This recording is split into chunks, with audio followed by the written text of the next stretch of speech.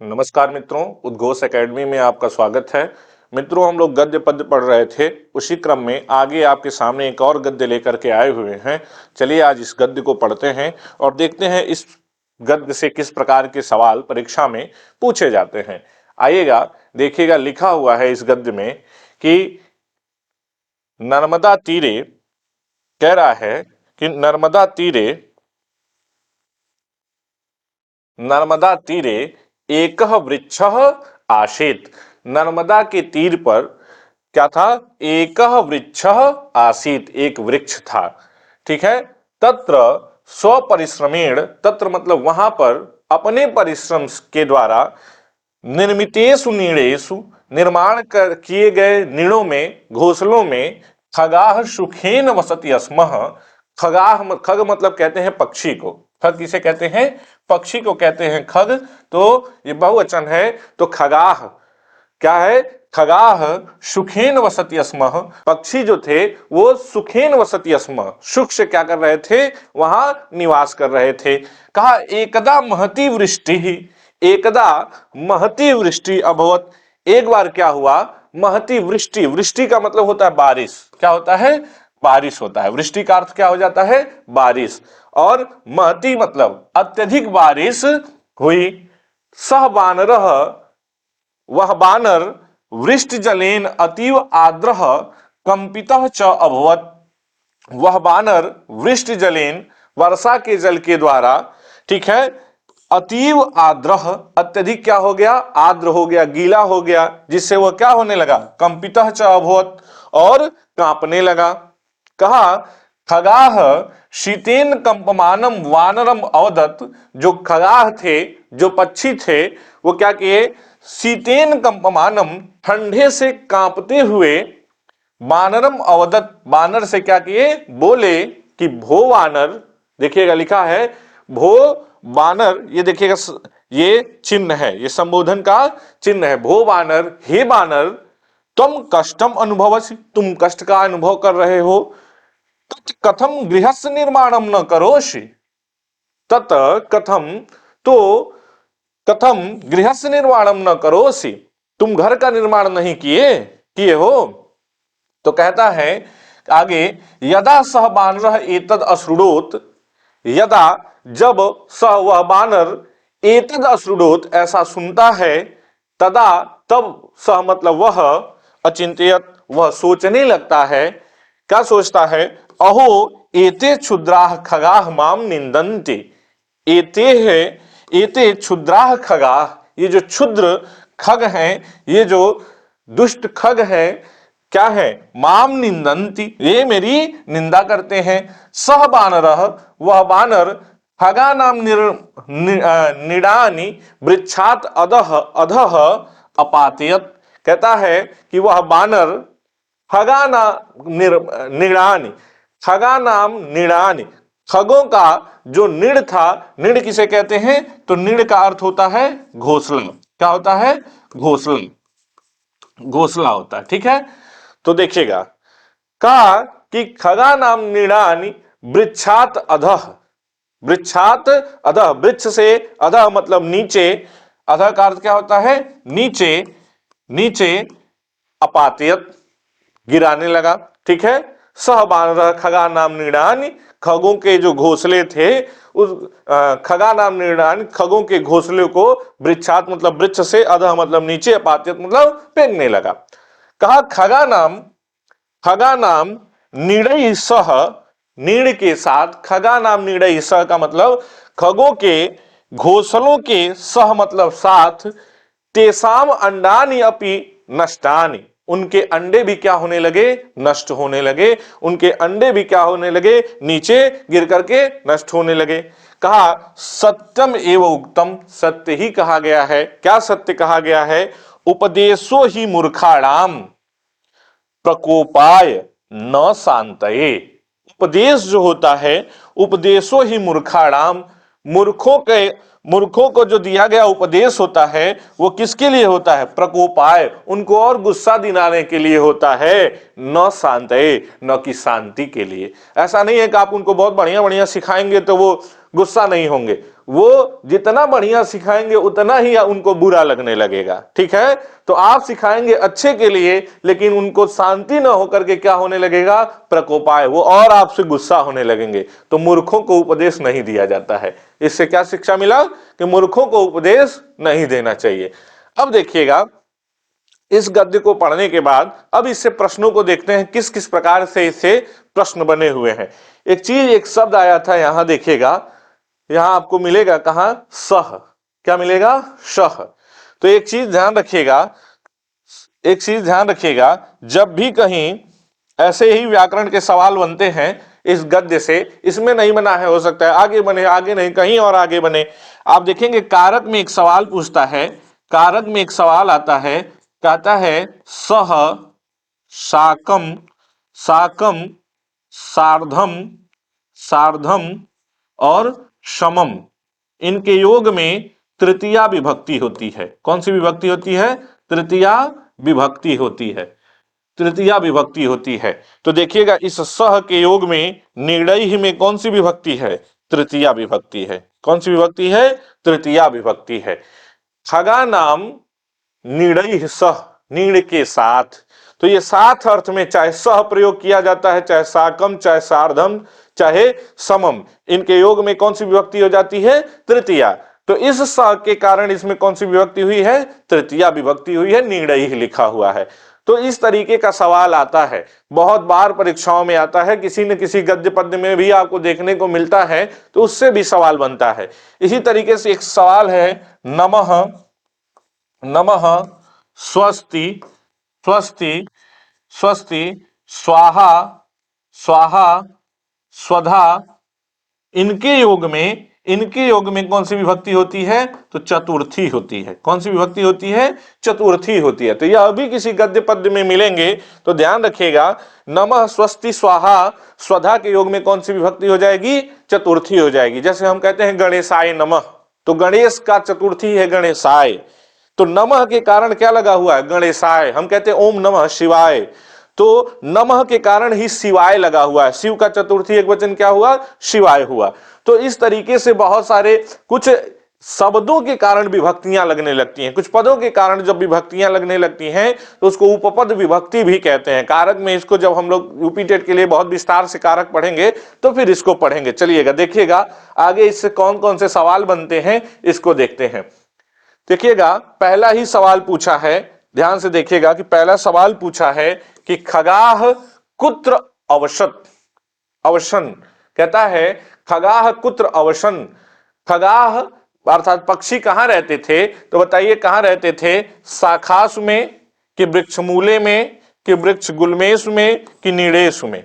तो आपको साफ साफ लिखा होगा कहां रहते थे, तो नीड़ेश में, नीड़ेश खगाह सुखेन वसति अस्म, लिखा हुआ है ना, तो कहां रहते थे, तो आप उत्तर देंगे इसका क्या, नीड़ेश, नीड़ में रहते थे। और देखिएगा नीड़ों में रहते थे, घोंसलों में रहते थे। तो ये कहा है सप्तमी का, सप्तमी का बहुवचन है, सप्तमी का क्या है, बहुवचन है। क्यों सप्तमी का बहुवचन लगा, क्योंकि यहां खगाह भी क्या है, यह भी बहुवचन है, यह भी बहुवचन है। तो बहुत सारे पक्षी हैं, तो बहुत सारे घोंसले में रहेंगे, इस नाते इस नीड़ में भी क्या है, ये सप्तमी का, सप्तमी का बहुवचन है। क्या है, बहुवचन है, ध्यान रखिएगा, ठीक है।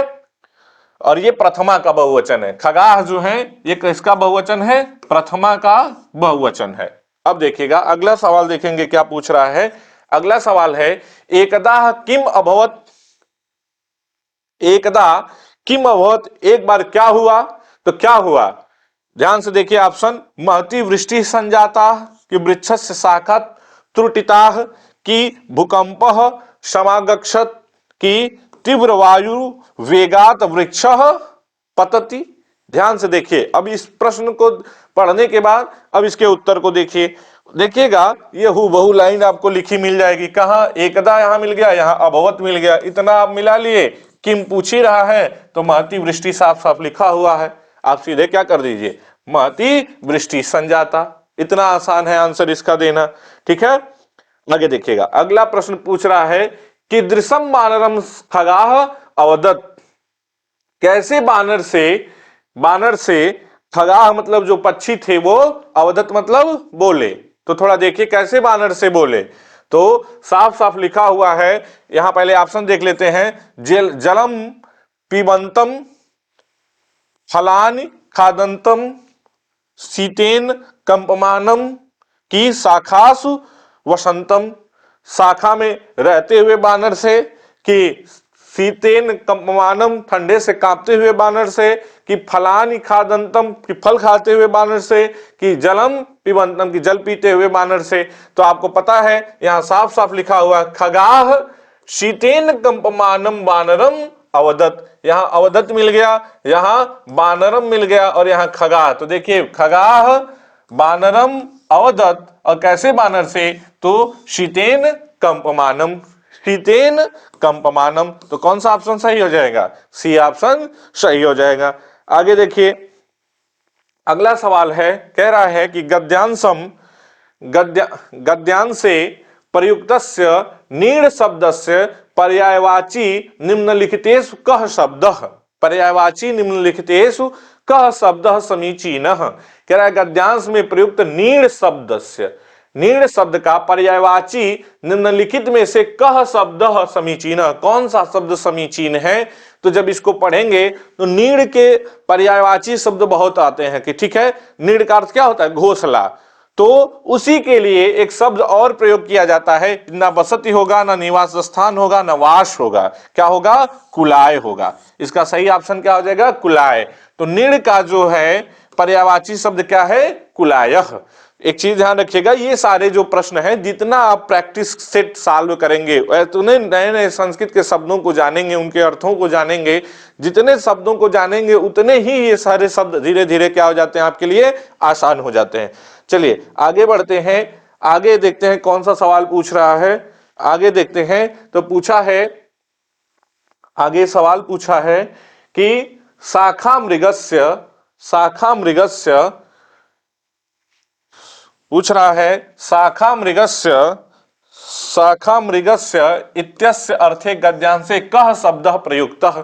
शाखा मृगस्य, शाखा मृगः पूछ रहा है, शाखा मृगः इत्यस्य, शाखा मृग के शाखा मृगः इस अर्थ में गद्यांशे कः शब्दः प्रयुक्तः, गद्यांश में कौन सा शब्द प्रयोग किया गया है। तो थोड़ा बहुत इतना आसान है कि आपको पता होगा कि शाखा मृग किसे कहते हैं? शाखा मृग कहते हैं वानर को। किसे कहते हैं? वानर को। अब तो क्या ऑप्शन लगा देंगे आप? सही, बानरः लगा देंगे।